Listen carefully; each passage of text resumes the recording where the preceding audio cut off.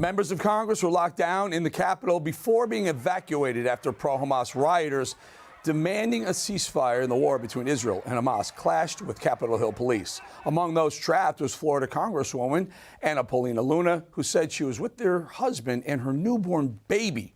She joins us now to tell us about the tragic and terrifying experience. Congresswoman, tell us in your words, what went down?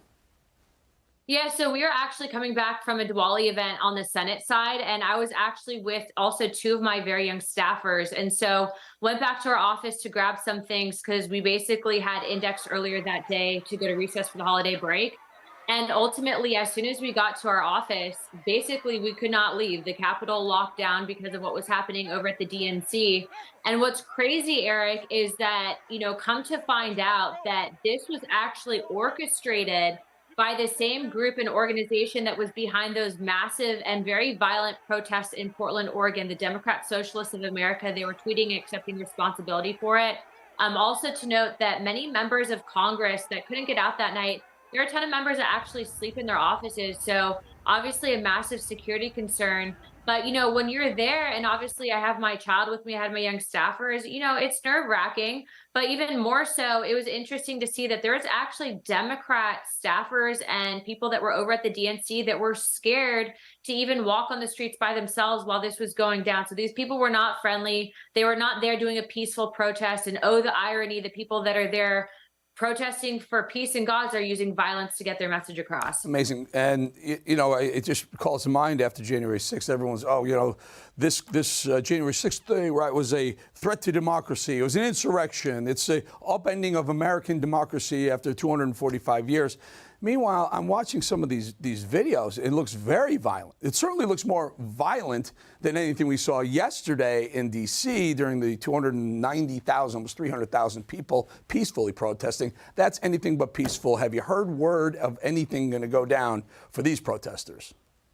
I don't know. I just saw a statement was issued by the speaker in regards to what had happened, but I also heard, Eric, so you see some of that footage. I can tell you that earlier, before we even got back to the Capitol, we could actually see things heating up. And only one person got arrested. Meanwhile, multiple police officers were assaulted. They were pepper sprayed. And I really have to hand it to Capitol Police because in this instant, I was talking to some of the officers. Some of the officers were really concerned as well. And so you just see the double standard that exists. You have people being a member of House Oversight. I went to the Washington, D.C. jail where they were keeping people that were at January 6th. And there is absolutely a double standard here. But what's even more frustrating, Eric, is we have members of Congress that are a part very proudly. They say that they're part of the Democrat Socialists of America. That organization is what helped to organize this protest. I actually posted that on my Twitter.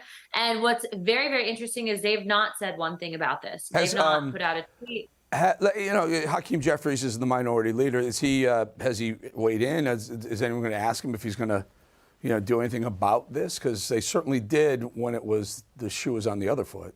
Final thought. Yeah, to my knowledge, I haven't heard anything yet, but it's extremely frustrating. And even to put it, in perspective, Eric, yes, I'm a mom. Yes, I was at work. But being up there and then even having to worry about this as a part of my job, that's where we're at in today's politics. These people are unhinged. And frankly, we absolutely take our security seriously because of it. I wonder if there's going to be any 2-3 year sentences for the grandmothers of the people that were there like they did with January 6th protesters. Congresswoman Paulina, we're glad you're safe. Thank you for joining us.